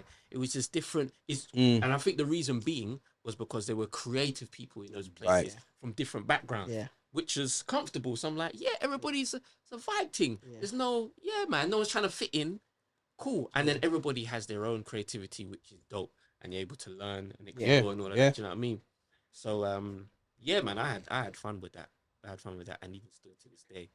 Yeah, so it makes complete sense with being that. Right. What was Delta? A Delta is You said that was, I think you said that was the average normal guy. So that's just the hardworking guy who just there's society's worker drones and don't believe in self-improvement. So they're just happy to just stay the course. This is pretty accurate, I'll be honest. I said that was just by a little bit. Okay. The second. Okay. But then straight after that was Alpha and Bravo. Okay, cool. Yeah. All right. It's like, So there's levels. I think levels. there's like, but like this is Sigma very- was by far. Yeah, And then it's just the others were like there. Yeah, and then, like, because I got that as well. I was Sigma like 75%, and then Alpha others was second, like, and then and then like Omega was the lowest. And I Yeah. was like, yeah. But we're all I'm- like we're not all ambitious that. and things. So it's gonna be completely like. Yeah. I'm usually found in close proximity to alphas where typically you'll act as a trusted advisor. okay, That's pretty much that's what I pretty much actually it. do. Yeah. Yeah, loyal, competent, I would say. I definitely agree with that. Yeah, usually well liked. I would probably say that's probably true. But I avoid the intense burden of responsibility the alpha has to bear. I don't know what that is. I kind of understand that. I get what they're saying. Because as alphas, you're almost not showing off, but you're always having to put on the front. You always have to be. Always have to be. You always have to be. And alpha. me as a Sigma, I'm like, nah, bro. Like, And I think that's and I think that probably ties in again with all of us being happy to be different. yeah, exactly. Yeah. It's like Just be authentic and whatever. it's- Which then, yeah, yeah. that makes a lot of sense. Yeah, It takes a long time to get to that point as well. Actually, it does. it's a long time to get to the point where you don't care about what other people think anymore. Right. So I certainly remember when I first went to therapy, and I was like, I used to have this suit of armor, like everything that bounced off me, and I was like, I didn't give a shit about what anyone thought about me. Right. And he went, "If you didn't care, you wouldn't say it like that." And I was like, That's like, true. that hurt. Like it was true. Hard truths. Yeah. So I think it takes a while to kind of, I guess, just find out who you are, but don't be afraid to such a, I think especially, well, not, I don't want to say especially for men because I can only speak for men, right? But I think there is such a stigma attached to being wrong and or failing or trying things and not being because obviously, as you said when we first started, like, everyone's meant to be married by 30 and have kids by this and all that kind of stuff. And you're pretty much seen as, but you're not. I mean, it's the way we think we are viewed by society, but it doesn't necessarily mean it's correct. It's just what we've kind of always grown up with. I think to a degree how society is programmed Yeah. us, and I think if we don't have people around us to encourage us to Right. Right. societies. 100%. I think certainly, I don't know your experience of this, but certainly from the business side of things, like the guys that I have done things with or tried to do things with, they haven't given a crap if I'm making it or not. They're like, and a lot of them are like, a lot of the stories I hear are amazing about people have just like done it by hook and crook and just by sort of putting themselves out there in it and putting them out there enough. And then one time it all just links up. Yeah. Right. But it seems to be the people that have got where you want to be are the least judgy out of everyone. And I certainly think that accounts for people that have made all their money themselves, right? Not necessarily people that have been born into it. But because I think they kind of recognise like how hard it is, right? And that they've been there. And I love that. I love that energy. Like, I love that energy. It's like great to be around people that like don't care if you fail. Yeah. Like as long as you're trying. Right. And as long as you're learning, there'll always be something else. Which leads to a nice segment. We're going into the business section now. So the next question was, what is success to you as a man? I feel like you should have given me some of these questions. No, it's off the cuff. Come on. If you got anything, there is, like I said, there's no right or right on this, but just what you feel success for you is. Oh, that's such a difficult question. I think it's probably changed a lot over the time, because my self-worth used to be massively tied to how much money I made. Right. I think a lot of men, that's the case. Yeah. And certainly when I was going out at the beginning and I was trying and it wasn't working and all that kind of stuff. And obviously that tied in with, I often think that when I first started my first business, I started it for the wrong reason. Okay. Because I'd left a really toxic corporate situation where I had been, I was associate director. I'd been promoted twice in like 18 months. And then we had a merger and then I was treated like shit, like I didn't exist. And I really let that, it made me question everything about myself, everything. And I'd never really done that before. So when I left, I was like, not going back to that. Right. To try, but for the wrong reason, if that made sense, because I was it was a form of protection. It was like, I don't want to be around that because I can't control it. And I don't care about games and politics. Yeah, it's long. Shit. Yeah. No, it's true. I hear you. Do not have That's time why I work for myself. any of that stuff. Yeah. Life's hard enough as it is, right? Without needing to befriend people, or I was terrible at work. I was like, I'm not going to office parties, and Ross would be like, you have to go, and I'm like, no, you don't have to. Yeah, right. But I do get it. You do kind of have to if you want to play the game corporately. You do have to. You do have to be seen in the right places. You do have to sometimes laugh at the right people's jokes, because you're not just judged on your work. Yeah, cool. Right. And more often than not, if you fall into the trap of just working hard, and unfortunately people that work hard, and my mum might be saying this because she's like it, is that if you're managed by the right person, they will value that. If you're managed by the wrong person, they'll just 100%. You will always be, you're indispensable, 100%. right? So you can't be promoted, or you can't be this because you're indispensable. We can't get rid of you, mainly because you'll do a load of work and you won't question anything. And those kind of things, I can't. Certainly a big thing with ADHD is injustice. Like when I see it, I need to say something. Yeah. Right. And it's got me in a lot of trouble. Yeah. Because I won't take a knee because I should. Like I've got no problem with respect. I will respect anyone. Right. But I'm not taking a knee because I meant to take a knee to, or kiss the ring or whatever. Right. Yeah. And I've worked at other places where, like, the simple question of asking why is like, don't ask. Yeah. Why not? It's almost blasphemy. Yeah. And I'm like, no, that doesn't sit right with just who I am as a person, kind of thing. I'll complete sidetrack. I forgot what the initial question was. What's the success mean to you? So originally I started because I wanted to buy my mum a house. Okay. I beat myself up about that because I think if I stayed corporately, I probably would have achieved it quicker. Okay. Now I just want to. It sounds so vague. I just want to live life, really, to be honest, bud. Money just allows me to do the things I like to do. Right. I am not materialistic in that sense. Like, I like my cars and stuff, but apart from that, I've got one nice watch, and I don't wear designer clothes. I don't care about any of that stuff. Never really have. Yeah. I just think it'd be. I just want to, like, one of the guys I'm working with at the moment, and he sold his company for astronomical amount of money. And I was like, what do you get your kicks off now? He's like, I just love using it to help other people. He's like, I've got way more than I ever need. Yeah. And I'm like, that's kind of where I want to be. Right. Like, there are some projects that I see that are not, like, they need money, but they need money because they're doing something. Doesn't necessarily mean it's going to make money. Right. I look at that and be like, that would be an awesome project. Yeah. Right. It's gonna like help loads of people, and it's going to tell a really cool story. And I love the team behind it. I'd love to be in a position to go, yeah, do it. Like, because I'm going to get my kick. I even get like, I get goosebumps off that now. I'm like, that's what I'd love to do, right? I hear you, bro. It's just being able to have the opportunity to do stuff that you wouldn't otherwise do. And you know me, like, obviously I like hiking. We've talked about skydiving. I want to do that again once money comes a bit more freely. I went, did like racing the other day, and it's just like I just want to do like I've got this like ridiculous. I don't even have a physical bucket list, but I'm like, yeah, that sounds fun. Let's do it. Like that's kind of where I want to be. And if I can, not if, it's paramount that I'm helping people along the way. I think if I was to build a business, it still ties into the legacy thing.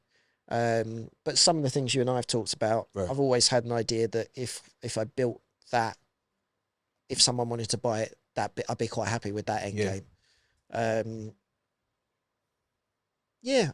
Money's just I don't think it makes you, I don't think it makes you happy. And I'm not a firm believer in this.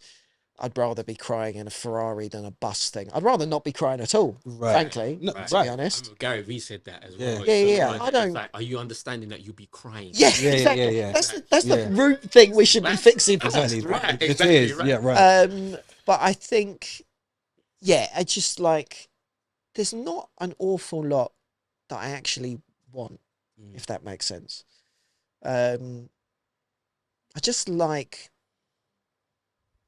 the ideal would be to have enough, and I don't know what enough is, to just wake up every day and I just decide what I'm going to do. Yeah. I just want to wake up one day and go, you know what, I'm going to go and play golf with my dad this afternoon because I can. Yeah. And that's kind of where I want to be. I just want to enjoy it. I don't like, I've known people with a lot of money and they're not always as happy as you think they are. There's a trap in that sometimes you don't realise. And certainly some of the guys that I've worked with have said to me that it gets a little bit, one of them's made quite a lot of money and he's quite young. And he's like, it's very difficult for me to know who around me is actually real. Because of the success. And I'm like, that's why sometimes it's a blessing for those that have already made their friendship circle. Yeah. And then going into, that's why for me, I look at like LeBron James. No, it's fine. Like with LeBron James, I'm like, he's extremely. Him in Savannah. To have had his veterans. Oh, the boys, Yeah, but boys. His veterans. His boys, like, They've always from been there. college. And he's employed them as well. And he's employed them, and they're on the same mindset as him. There are so many. I heard there was one basketball player. I've been following NBA for time, and there was one guy, and he was talking about it, and he was like, LeBron James is what we all wanted, which was to be able to be successful, and then to bring your and guys build with my guys, boys. and not to be a case where my guys are like, can you give me this? Can you give me that? I think AJ's done that. AJ's done that. Kevin Hart's done it. Okay, yeah. But it's the old school cats though, innit? They never had that. Yeah. So that's a big blessing for them. Just 100%. No. I think that makes perfect sense. I also think the reason that probably people like us are welcomed in circles like that is because it's super transparent, right? Like, I'm helping some of these people because it's financially beneficial to me, but that's not the primary reason for doing it. Like one of the guys I'm working with at the moment, literally just met him at Christmas in a bar. I won't get into it, obviously, but like, and then we've kind of gone and we just met up I was like, look, you seem like a cool dude. Like, I just want to kind of get to know you a bit and see if there's anything we can do. And there's a few bits floating around my way that I just kind of want to see what you're into. And now obviously we're working on two things. Like there's still a success element to it. He will pay me very well, provided we do what we do. But it's more than that though. But it's on that basis. It's just, I think if you're just genuine around people, you'll quickly figure out which ones have got your best interests at heart and which ones don't. And you always see that through their fruits in the Bible. You'll see people just from their fruits and how they conduct themselves, how they talk, just who they are as people. You'll be able to realize, they're cool. But it's always by their actions. And Jay, what's success mean to you, bro? Success for me, I think I'm a little bit there, only a little bit there. Okay. Whereas I'm married. Come on. So I have someone to go back to. And be able to talk about things.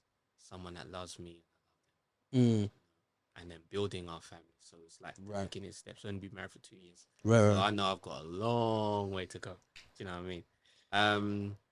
And then I would say success for me is kind of a little bit of what you were saying, which is being able to give, like, my main big goal is that I want to have enough to be able to like build things from where I've come from, where there's not a lot of opportunity. Yeah. And being able to kind of like change the game, Yeah. especially financially, mentally, because especially within black culture, there's a lot of, you know, when you get money, quick to spend.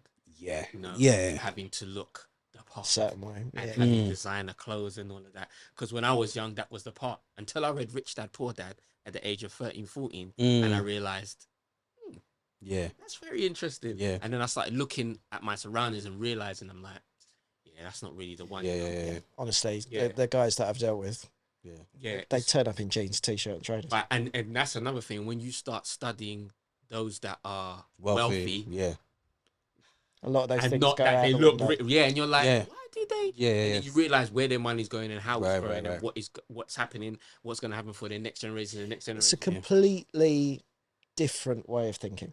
It's a completely different way of thinking. 100%. I love it. So for me, that's what I'd probably say successful. And then also as well, I want to. My goal is to retire my parents. And some people around me as well, to a degree of like, not like just giving them dose and do whatever, but putting them on into whatever they want. Right. Brother, some of my friends, and some family as well, like being able to do that. But on the whole, being able to, when I pass and it's my time's up, it's leaving a legacy of Joshua Powell did X, and left this. You know what I'm saying? Rather than just being rich and I had flashy stuff and that don't mean nothing.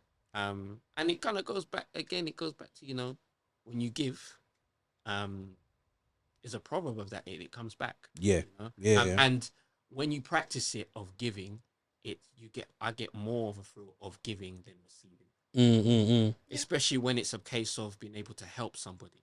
Yeah. You know, and so that's why for me, I'm like, in some of the places that, like the areas that I've been brought up in, or even some areas not, but it's kind of like mirrored to, and different parts of the world, I want to be able to help in those areas. That's what, for me, I say success. And then on top of that as well, being able to, the main thing for me, to a degree, is helping people know about, say, Jesus Christ, you know. Of course. It's important to me. Right. But yeah, all of that comes into not about me, but more about how I can help. Yeah.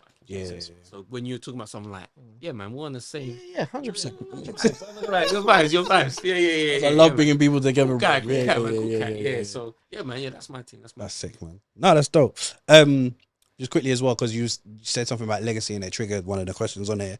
Like, what is probably some of the unspoken things as men, especially as us as entrepreneurs, that we don't say when it comes to leaving a legacy, or the things that are like the heart conditions of what we want to leave? Because I think a lot of guys, we don't really talk about that as much. We talk about the projects we're doing and that, but it's like when it comes to, okay, if you could look back, what is it you would definitely want to leave, as a legacy for you, or like a narrative that would be like, okay, based on my purpose, this is the reason why. Okay, being able to work even though you might not get, especially at the beginning, right? Knowing that at the beginning stage, you're not going to get what you think you should be getting. And knowing that that's going to build up to, when you get to a certain stage, that's when, the value of it might be a 5-year period, it might be 3 years, it might be 10 years. But knowing that when you go in at the start, it's not about the money, it's more about the experience. And the experience of everything, the experience of failure, the experience of success, the experience of people letting you down, the experience of learning, you know what, should I had a contract, you know? Let me make sure that, you know what I'm saying? Because when I first went into that, it was a great feeling to know that, you know, Joshua, you should have, this was a good one, and I know it's the first one, but you should have patterned up in that area. And knowing it's okay, Hosh, because your receipts on what you just did, you're nice. So don't worry about this one. It's cool. You're patterned. And so I think that's one of them. That's one thing I'd, as a legacy, just knowing, going to it, always learning, always growing, and knowing that you don't know everything at the start, but just try things and you will eventually get there to finding what it really is. And then you're like, I'm there. Nice. And even what you're going through might not necessarily be, or what you're starting at might necessarily be your finishing point. That's a big one. For me, that's a big one. That's another thing. Because obviously, all I wanted to be, up until probably like 16, 17 was the best musician on the planet. Just drums, you know this, bro. Yeah. Just wanted to be a best musician on the planet. Play with every artist under the sun. I don't care who it was. I just wanted to be. It's only when I got to that stage, I was like, okay, I got a decision to make. Let me talk to some people. Let's talk to my dad. And I was like, Dad, what's this touring musician life really about? He sat down and told me the pros and cons. And I'm weighing them up. I'm like, long term, short term, the pros sound really nice. Yeah. Like, touring and good. Yeah, short term, this don't really sound too. Yeah. So I went to university, studied, and I realized, okay, after the first year, it didn't even take me long. After the first year, I realized, hold on, musician on this side, but I could do producing, event management, I could be A&R, all these other things. And I was like, okay, it opened my world to a whole different thing. Now, don't ask me how in the world I became a talent agent. And all of those skills that you learn along the line are lining you up to where you need to be. Right. Big time. That's one thing that kind of like really did help. And then you realize that what you've been called to do is so much bigger than just you. Yeah. And it affects so many people, whether you know it or not. I have people watching all of us in different areas that are inspired by us just by what, and we may never know who they are. And they could be close friends, they could be whatever, and they're watching you do what you do. And as you're putting stuff on social media, as you're showing your successes, your failures, and you're just being authentic, they're inspired by that. Yeah. I think also just another thing to leave would be knowing that whatever you have a passion for is part of your purpose. Right. It might not be your first purpose. Yeah. But it's part. Right. I wanted to be, when I was young, first love was music. I wanted to be a drummer. Yeah. And then through drummer, then I fell in love with football, and it was either football or drums. You know it was like academy or Brick. Yeah. Like, I'm doing academy. Yeah. You know what I'm saying? But now, especially within social media and a content creator, understanding music and what I was brought up on, how top musicians taught me and what I learned being in that environment, and then understanding how to put piece music with content and the certain types of music, why it works and how it works. Yeah. And then when it comes to football side of things, working as a team, being able to see people's skills and what doesn't work in that, but then also putting in the work, having late nights and early mornings and all those things, and understanding that part of all the parts of my purpose, of my passions, then aligned with where I am as a purpose. Yeah. So, I think that is you're 100%. Not gonna know your thing until 20, 25. You're not fully. Some people do. Sometimes you do. Yeah. Some people do, but some there's a lot of people where they're still figuring it out, and it's okay. Yeah. To be figuring it out. Yeah. You know. You've pretty much ticked, I think, all of the boxes. To be honest. I ain't got nothing else to say. I've always got something to say. I think, I think all of that. I think don't be afraid to fail. And arguably, I don't talk about my failures that much. Maybe I should more. So that's something to probably explore. It's probably therapeutic, you know. It is. Yeah, I've done work. Like I've sat at home and written out projects and gone, kind of where have I gone wrong and stuff. But I don't but I suppose when I first started, it was quite hard to find other stories that were like that in terms of, and they would have been interesting to hear, because I do feel like there is a little bit of shame attached with things that haven't worked out the way you wanted them to. Right. They're always lessons, right? It's old adage, you learn more from your failings than you do from your successes. It's 100% true. But I think, not being afraid to fail, kind of detaching, changing the I don't know what the word I'm looking for is, like changing the rhetoric on what failure is. The narrative, because I do think there's, I think that's my own view of it, right? No, I hear what you're saying. Kobe Bryant said it once as well. Yeah. But I think there's that whole thing of just like, you don't want to, this goes back to obviously the mental health thing, like you don't want to appear weak. And failure is often seen as weakness or something like that. So, but as you say, like a lot of some of the crazy projects I've tried to do, they've been wild rides, and they've always been. I've looked back on them now and gone, it was always a 1 in 100 shot kind of thing. At the time, it felt like a 1 in 2 because of obviously everything you put into. But when you look at it retrospectively, you go, I wouldn't change it. Right. Like I learned a lot about what I'm capable of, and who I should work with, who I shouldn't work with, and just that kind of almost anything is actually possible in theory, right? And I do generally think in practice, provided you are not trying to do it alone. If you've got 2 or 3 people that you can bring into something where you can at least have a conversation, and they're like, and these guys are specialists in what they do, and they can go, yeah, I mean, that's doable. Then you can start getting excited and go, exactly, cool, right? Now we can start having some fun, right? And kind of seeing where it goes, and it's never going to happen straight away. And I actually think if it happens straight away, that's probably the worst thing that can happen to you. Sometimes, yeah. I think I agree having not overnight success, but having straight success. Yeah, it's cheat code. I think it sometimes is misleading to how you manage it. Is there such a thing as overnight success? No, I don't think there is. But like, not in that sense. Like, I don't know. Say you kind of, I don't know. You invented flipping fidget spinners or something, and they blew up, right? And now everyone owns a fidget spinner. Everyone wants to do that, and then 6 months later, they don't exist, right?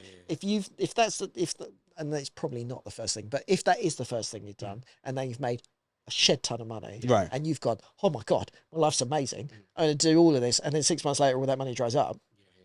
It's that whole thing about what you were saying. Sometimes I think failing first is better because it teaches you to go. It just humbles you a little bit and kind of goes, cool, I need to think about things slightly differently. I need to set this aside so I'm covered as a worst case scenario, and then and all that kind of stuff. And then I think legacy,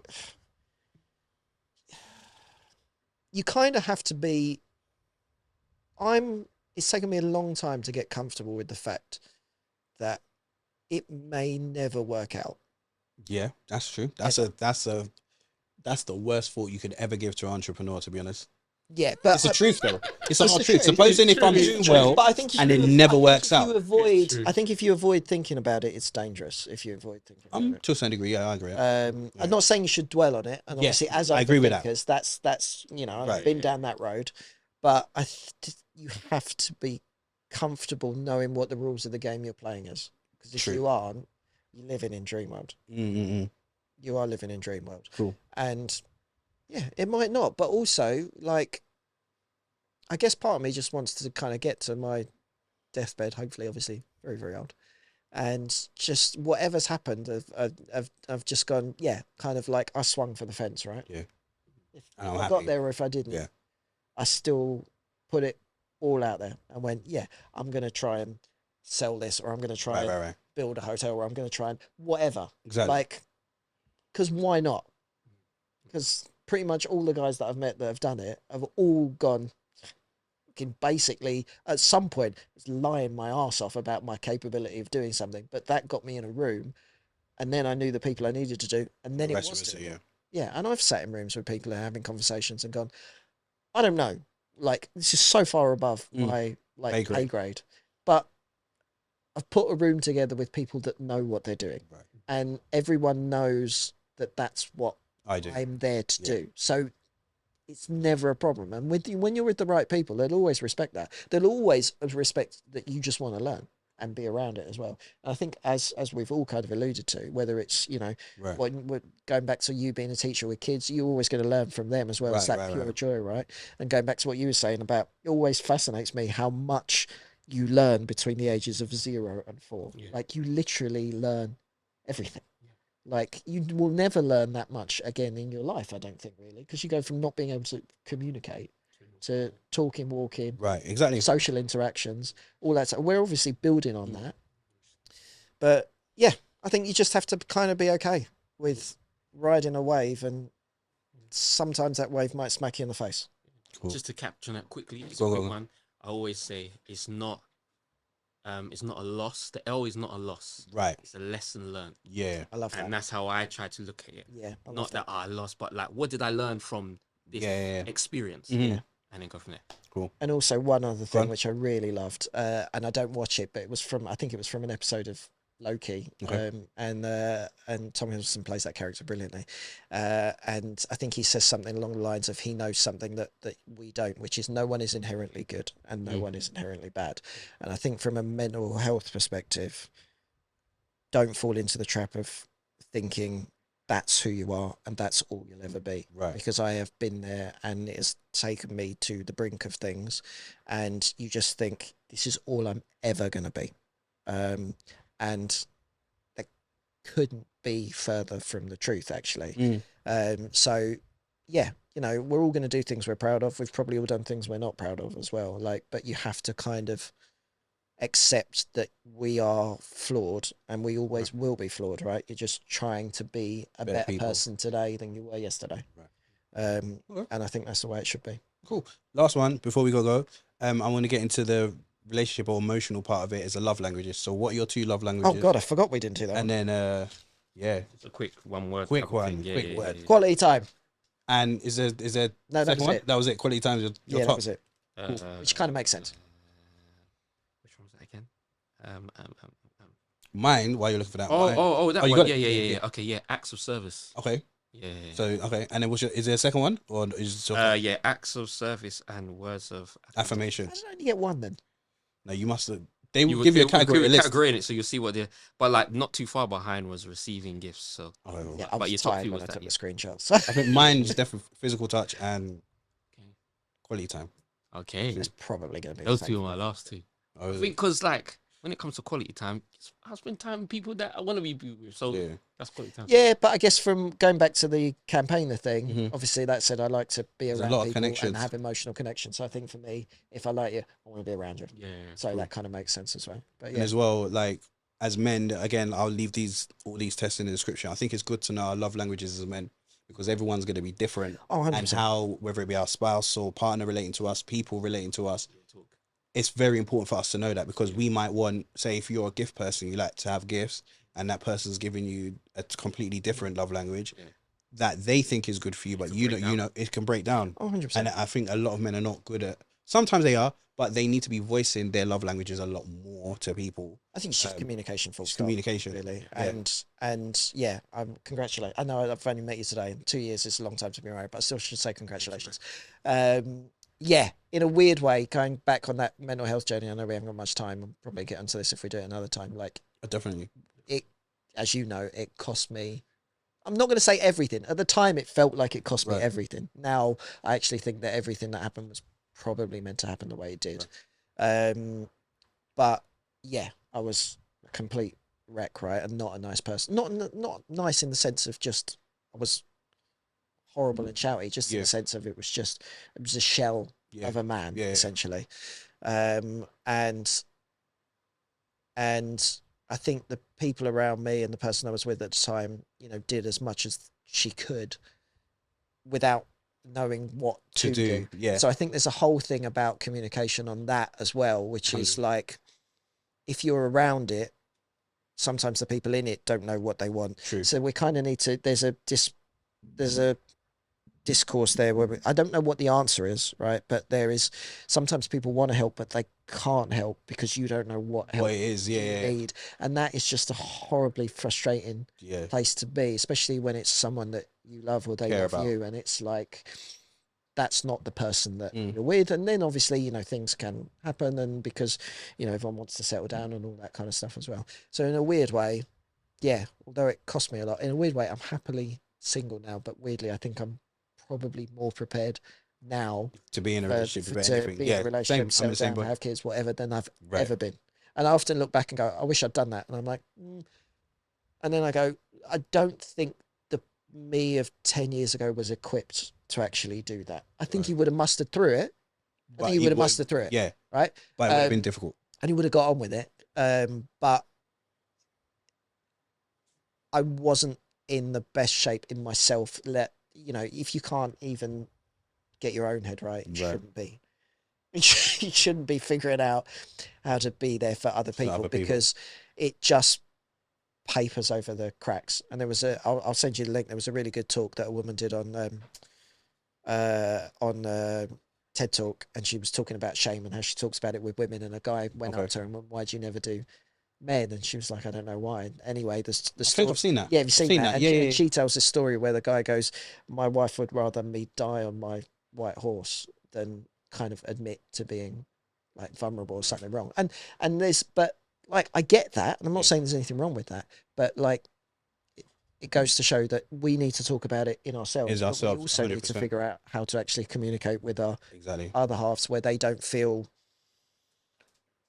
I don't know, left out or excluded or pushed away or whatever it kind of looks like, right? Because I know when I was like that, I wanted everyone as far away from me as possible, because that was my thing. I was like, you do not need to be around this, right? You do not. But I still didn't want you to go. Like, I didn't want you to leave. I just didn't want you to be affected by it, because I knew that there was part of me that knew I needed it, but another part of me was like, no one fucking needs to be around this shit, and no one should be around this shit. It's my own shit. It's not anyone else's. Just leave.